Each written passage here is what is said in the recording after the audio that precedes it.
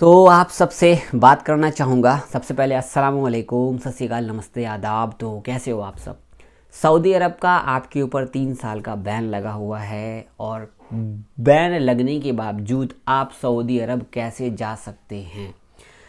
मैं एग्ज़ाम्पल देना चाहूँगा आप लोगों को शाहिर भाई का।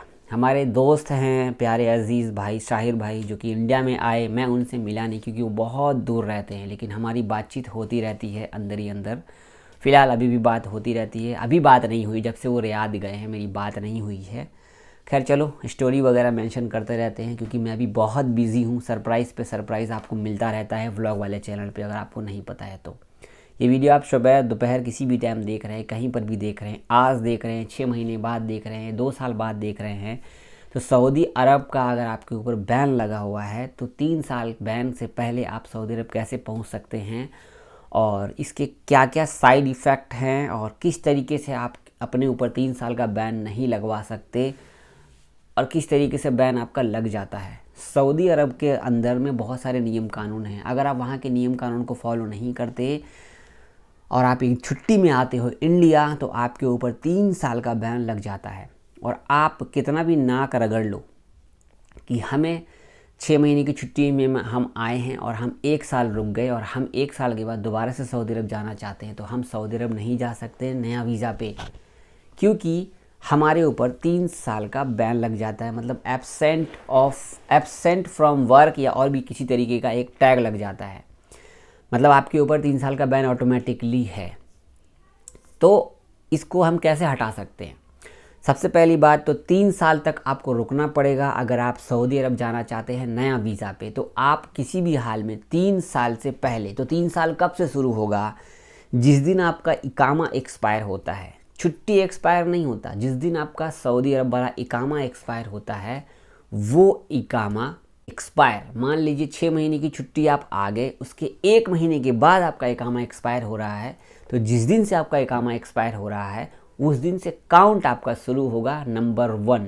मतलब डे 1 वहाँ से शुरू होगा और मतलब 3 साल उसके उसी दिन पूरा होगा जो 3 साल का टारगेट बनता है। मतलब मान लीजिए कि मैं आया था जुलाई में, 15 जुलाई को आया और मेरा सऊदी गवर्नमेंट की तरफ से फ्री ऑफ कॉस्ट में एक्सटेंड करता गया इकामा भी छुट्टी भी। तो 1 जनवरी 2022 को मेरा लास्ट इकामा एक्सटेंड हुआ, जो कि 30 जनवरी तक बढ़ा। उसके बाद मेरा इकामा भी ख़त्म, छुट्टी भी ख़त्म। तो उस दिन से मतलब मेरा 1 फरवरी से बैन लगना शुरू हो चुका।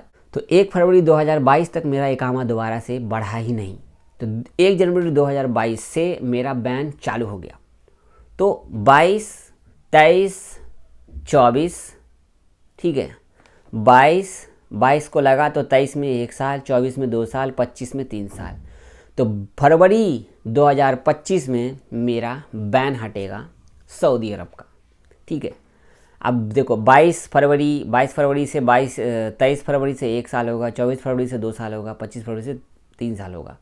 तो 25 फरवरी से पहले, 25 फरवरी मान लो या 2 फरवरी 2025 मान लो, उससे पहले अगर मुझे सऊदी अरब जाना है तो मुझे एग्जैक्टली उसी कफ़ील के पास जाना है जिस कफ़ील का मेरे पास वीज़ा लगा हुआ था। अगर मेरे पास इकामा है पुराना वाला मेरे पास है तो ठीक है, या मैंने कफ़ील को दिया होगा, कफ़ील अपने पास रखा हुआ होगा तो ठीक है। अगर उस कफ़ील ने वो इकामा कहीं फेंक दिया, तोड़ दिया, कुछ भी किया, तो वो थोड़ा सा उसको हिचकिचाहट होगी कि दोबारा तुमको बुलाना चाहे ना बुलाना चाहे, तो दिक्कत हो सकती है। अगर आप अपने पास इकामा लेकर आ रखे हो, जो इकामा था आपका, वो इकामा आपको अपने कफ़ील को दोबारा भेज देते हो, तो वो कफ़ील आपको दोबारा वीज़ा इशू कर देता है। तो एग्जैक्टली सेम अभी हमारे शाहिर भाई के साथ ऐसा ही हुआ है। डेली शाहिर व्लॉग चैनल का लिंक आपको डिस्क्रिप्शन में मिलेगा, जाइए उनको फॉलो कीजिए, चैनल देखिए। उनका अभी भी दोबारा गए हैं रियाद में अल्हम्दुलिल्लाह पुराने कफ़ील के पास। तो 1 साल से उनको ज़्यादा हो गया सऊदी अरब से आए हुए, तो वो दोबारा उसी कफ़ील के पास कैसे गए, क्योंकि उन पर तो बैन लग चुका था। वो अपने कफ़ील को अपना इकामा भेज दिए, क्योंकि इकामा इनके पास ही था, भेज दिया अपने कफ़ील को इकामा। इसके बाद उस कफ़ील ने दोबारा से वीज़ा इशू किया और फिर से नया वीज़ा भेजा, तो वो अपने कफ़ील के पास दोबारा चले गए। इसके लिए उनके ऊपर बैन नहीं लगा, क्योंकि वो पुराने कफ़ील के पास दोबारा चले गए। इस वजह से अगर वो नए कफ़ील के पास जाते तो बैन नहीं हटता 3 साल से पहले। अभी मैं भी जाना चाहूँ तो मेरा कफ़ील तैयार है, मेरा कफ़ील भी मुझे बुलाना चाहे तो मेरे को कभी भी बुला सकता है, मेरे पर बैन नहीं है। जो लोग कंपनी में काम करते हैं उनके लिए भी सेम टू सेम एग्जैक्टली है, कोई फ़र्क नहीं है। सेम है। जो लोग एग्जिट लगा के आते हैं उनके ऊपर कोई बैन नहीं होता।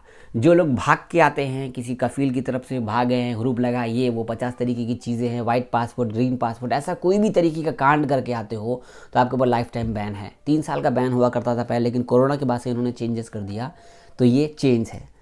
तो यहाँ पे कोरोना का टाइम हो या अभी नॉर्मल टाइम हो, जो सेम टू सेम सब कुछ सेम था, बस इन्होंने चेंजेस किया है कि जो लोग पे लाइफ टाइम बैन लगा वो सऊदी अरब में कभी भी नहीं आ सकते, सिवाय उम्रा वीज़ा के, ओनली सिवाय उम्रा वीज़ा के। जिनके ऊपर लाइफ टाइम ब्लैक लिस्ट लगा हुआ है वो कभी भी सऊदी का ट्रैवल कर ही नहीं सकते, समझ रहे हैं। और जिनके ऊपर कुछ ऐसा कानून हल्का फल्का टोड़ा मोड़ा है तो वो आप उम्रा कर सकते हो ओनली, या हज कर सकते हो ओनली, बाकी ऐसा कुछ भी नहीं। आई होप कि आपको समझ में आ गया होगा कि 3 साल का बैन लगा हुआ है तो सऊदी कैसे जाएं। गुड न्यूज़ यही थी आप सबके लिए, बेस्ट ऑफ बेस्ट। और वेलकम है आपका हमारे चैनल पे। जो हमारे भाई हैं शाहिर भाई बहुत दिनों के बाद नज़र आ रहे हैं, अल्हम्दुलिल्लाह। मैंने आपको यहाँ पे शेयर की उनकी फ़ोटो वोटो, आईडी वाईडी, तो जाओ उनको भी फॉलो करो, उनको भी प्यार दो, हम याद रखना। उनका ये डेली व्लॉग देखो, बेचारे मेहनत करते रहते, प्लीज़ आप लोग उनको सपोर्ट करो। अल्लाह हाफिज़।